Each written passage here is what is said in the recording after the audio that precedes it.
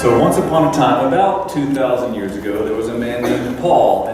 And Paul was absolutely a mess until Jesus came in and Jesus rescued him. And he turned this guy who was a mess into a messenger. And he gave Paul this message to share. That's why we call him the Apostle Paul. An apostle is like an ambassador, or one who has something to share on behalf of the king. So Paul writes a letter to group of people in a church in a little town called Philippi. So that's where we get the book Philippians. So in your Bibles today, Philippians 2. We're camping out in Philippians 2, verses 3 through 8 today. So much truth in there that we're going to see all about humility. And it begins like this in Philippians 2, chapter 3. It says, "Do nothing out of selfish ambition or vain conceit."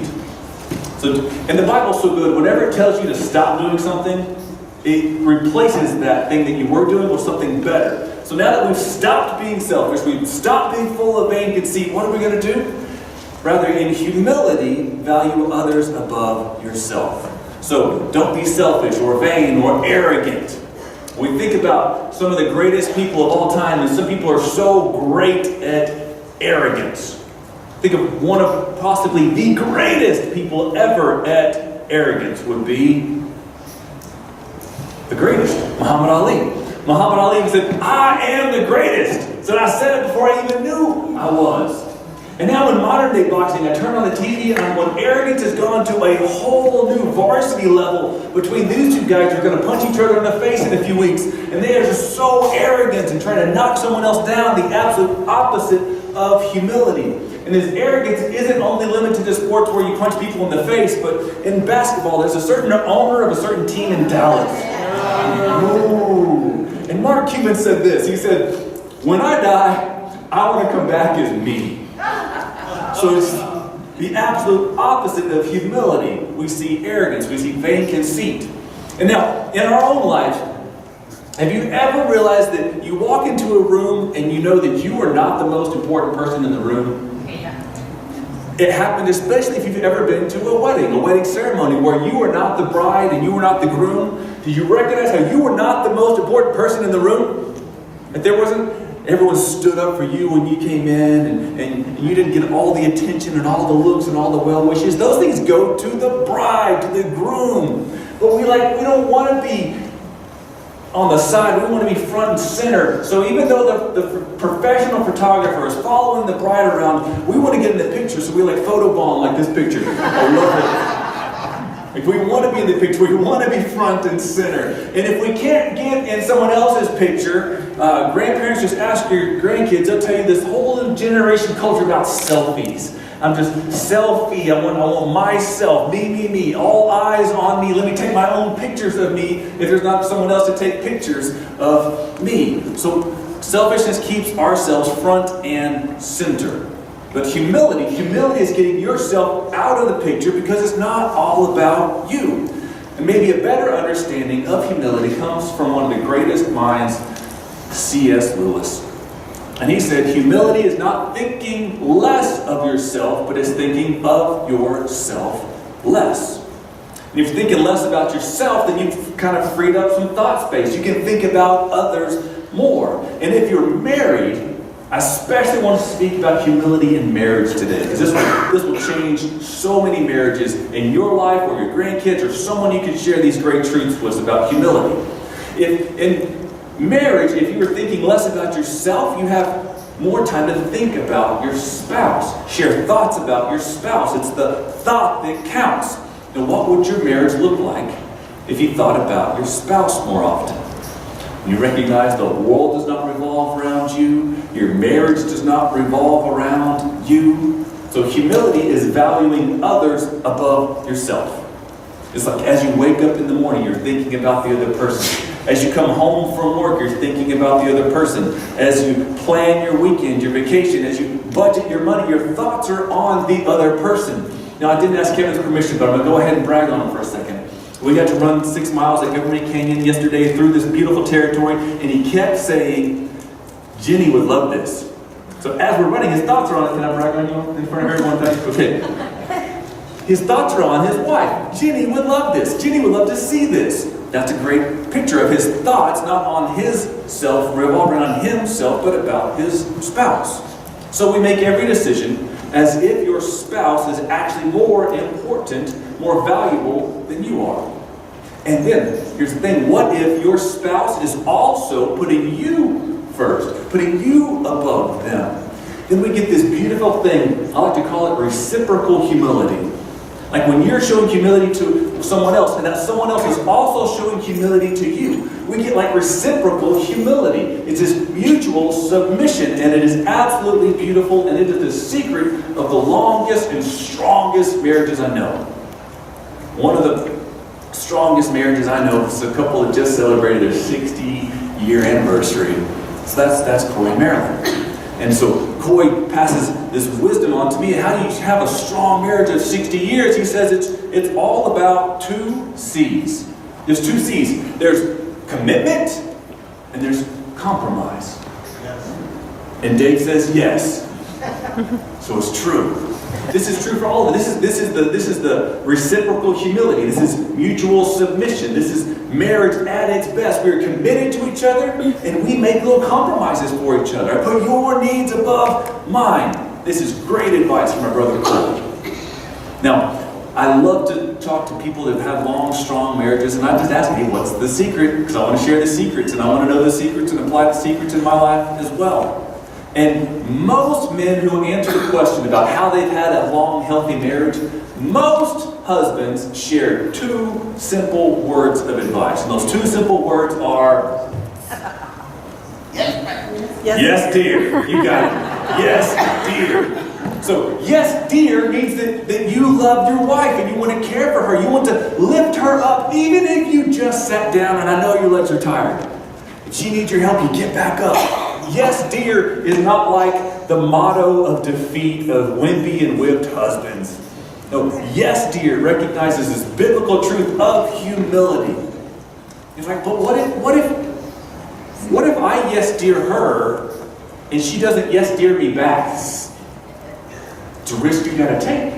Because I know, you're like, oh, but I want me some me time. I love me some me time. That's going back to the arrogance, the vain conceit. And if you just love me some me time so much, guess what? You'll have plenty of it when she leaves you. You get all the me time to yourself in the world, but you won't have anyone to grow old with. So yes, dear, this is some of the best 2 words of advice that we can take. You can build a strong marriage.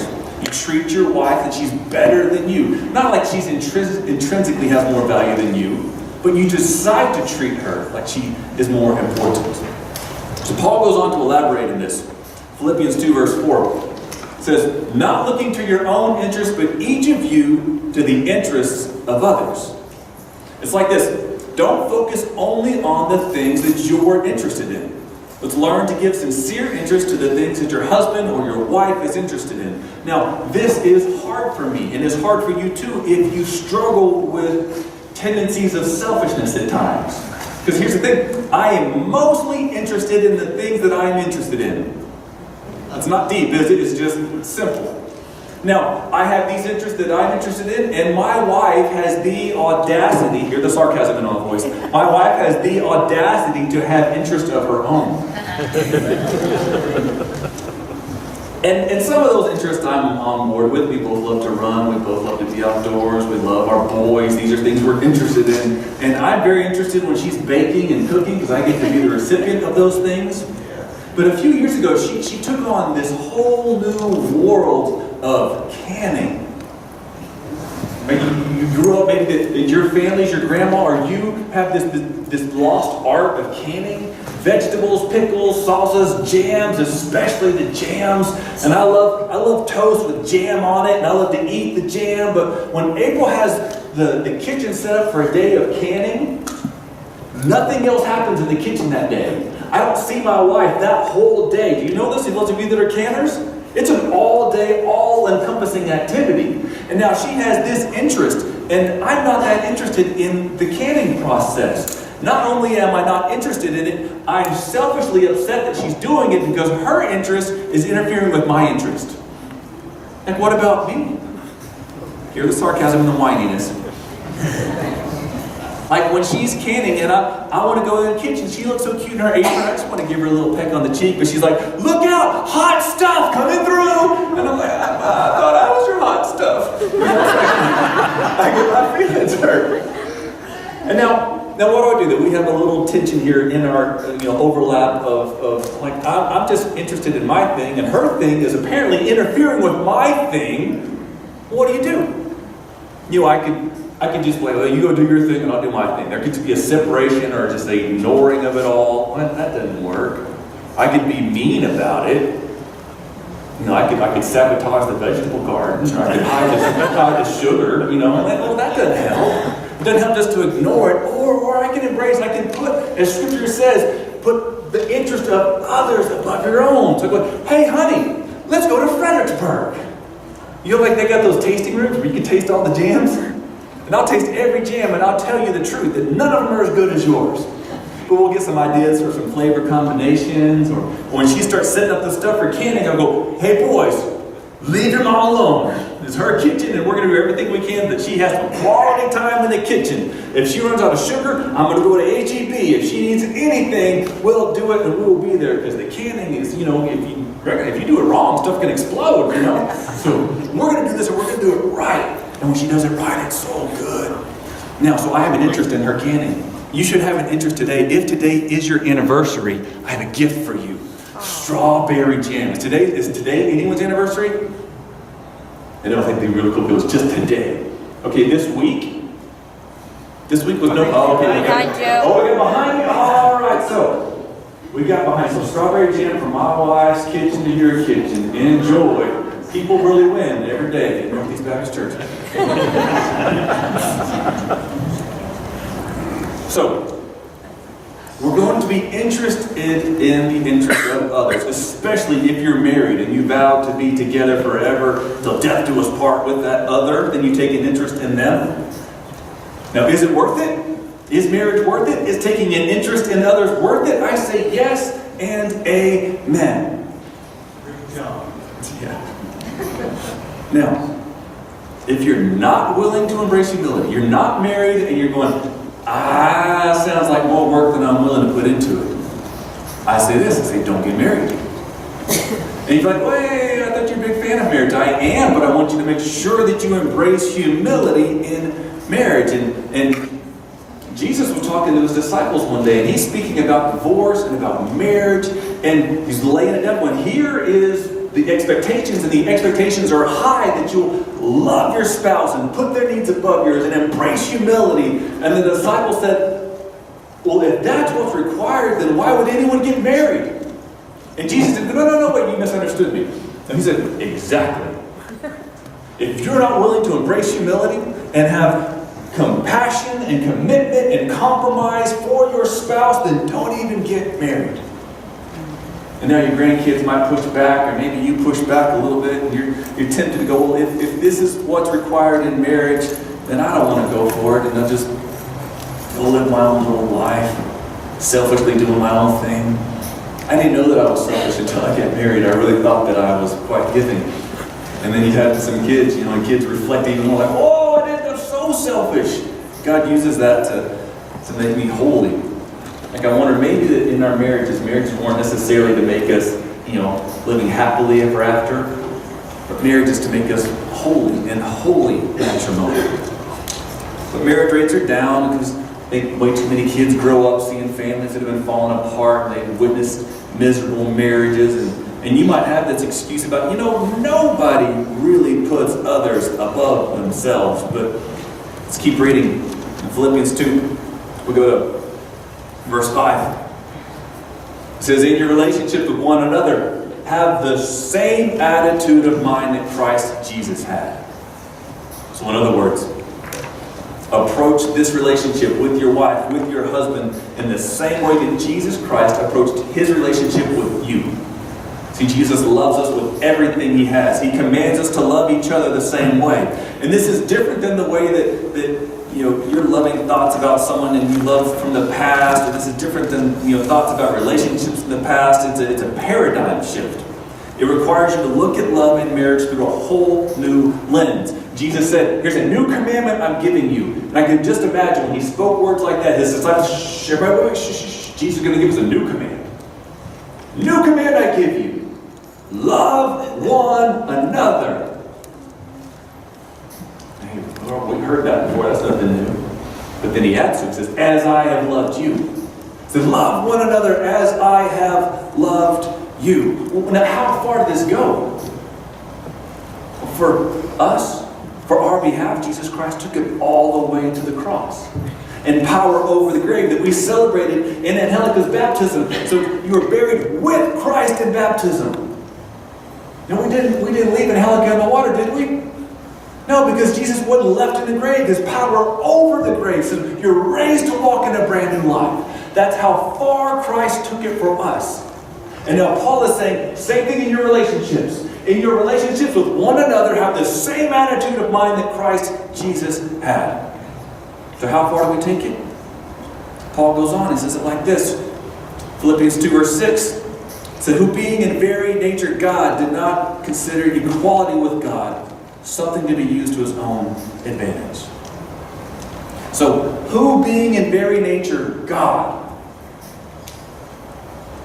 emptied himself, did not consider equality with God as something to be grasped, but he emptied himself for us. So in very nature God means that he is part of the Trinity, Father, Son, Holy Spirit. It means when Jesus Christ walked into the room, any room, he was the most important person in there.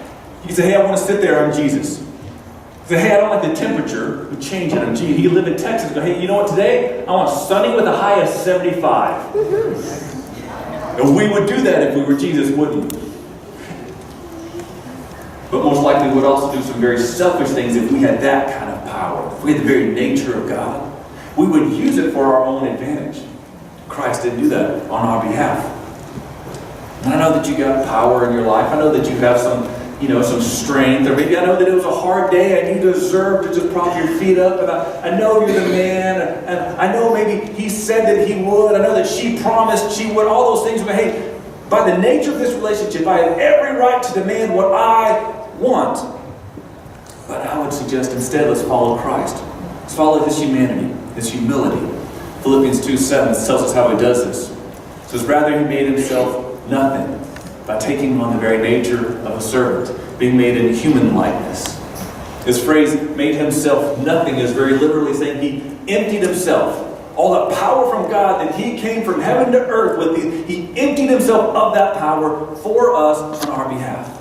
Literally, he emptied himself. Now, what do we say about people that are so arrogant, so conceited? You say they're so full of themselves. Now, if you find yourself in a situation where I am so full of myself, then our prayer is, dear God, please empty me. Taking my lead from Christ. He emptied himself on our behalf, becoming by very nature a servant, being made in human likeness. And then in verse 8, it says, and being found in appearance as a human being, he humbled himself by becoming obedient to death, even death on a cross. That means that Jesus submitted himself. He placed himself under. And guess who he placed himself under? Us. Us for our behalf. He placed himself under us. Not because he had to, because he chose to. That's what humility looks like. And how hard was this for Jesus? Because, see, there was a dilemma. You see, Jesus, he could maintain his place and his authority in heaven at the right hand of God the Father. Everything he deserved and everything he had coming to him. He could have stayed there. He could maintain that. But if he did, he would never have a relationship with you. So in order to have a relationship with you, Christ had to give up what he deserved. Christ couldn't have it both ways. See, Christ could keep his power and his control and his peace, or he could embrace humility and come rescue us. Get right in the middle of the mess and restore our right relationship with us. This was Christ's biggest dilemma. And he chose the nails of the cross because of our biggest dilemma. Our biggest dilemma is that we were separated from God God by our sin. And we needed forgiveness. We needed a rescuer. And we couldn't forgive ourselves. We couldn't find forgiveness apart from the rescuer. But for Christ to become our rescuer, he had to give up what he deserved and embrace humility, take an interest in us and put us above himself. So when Christ was lifted up on the cross for your sin, he made you a priority over himself. Your need became a priority over his rights. Your need for forgiveness became a priority over the respect he deserved. He submitted himself for your sake in order to have a relationship with you. And now in our relationships, in our marriages, this is essentially the same dilemma you have. Like, you can get what you deserve, you can demand your way all the time, you can kill a marriage. Or you can humbly embrace the path of Christ. Humble yourself to your husband, humble yourself to your wife. Believe that humility is the key ingredient to save a dying marriage. Embracing humility can take a good marriage and can make it a great marriage. So, is humility worth it? Absolutely. Is it risky? Sometimes. Does it always work? Not always. Are there any guarantees? Of course not. But then think of, who did Jesus die for? For God so loved the world, he gave his Son. The whole world. He died for the whole world. But has the whole world embraced him and trusted him? Not the whole world. But he did it anyway. This is how Christ put his love into action. He did that for us. I'm going to close with a story about some pastor friends of mine went into Liberia, Africa. There were some pastors there that especially needed help with their marriages. In Liberia, Africa had just come from over a decade worth of civil war. There had been plenty of destruction and terror in the homes, and the church is just starting to get rebuilt and starting to get strong. So my pastor friends are going over there, and we get to be a part of starting the Re-Engaged Marriage program that we have here. We'll start back up in September. We got to be a part of taking this marriage program to Africa. We're the first ones to help it go into that continent. I'm real proud of us in that. And as the pastors were going in to help the pastors in Liberia, Africa, they realized there was just something deeply, deeply tense and disturbing during a church service. And in this church service, they were asking all the pastors to in this moment of humility, to wash their wives' feet. And the reason it got so tense because the wives refused. They said, we're not going to let our husbands look all humble in church and wash our feet. Because you know what they do at home? They beat us at home. So we're not going to let them be all look humble here. And in that culture, it's pretty common for the men to demand their way, even if it meant physical violence. And we're speaking to the pastors here. No. Look at Philippians 2. Cherish your wife, honor your wife, humble yourself. And there was a beautiful moment of absolute surrender to God's will, embracing of humility, sincerely asking wives, will you forgive me? I was wrong. And in a beautiful moment of the wives also embracing humility, said, yes, we will now let our husbands wash our feet. And there were tears and there was joy. And now that church is even stronger than it has ever been before, because there was a beautiful example of husbands loving their wives like Christ loved the church. And so the women of Liberia, Africa, let humility wash over them. I would ask you, will you let humility from God above? Will you let that kind of power under control, will you let it wash over your life? Will you pray with me, please?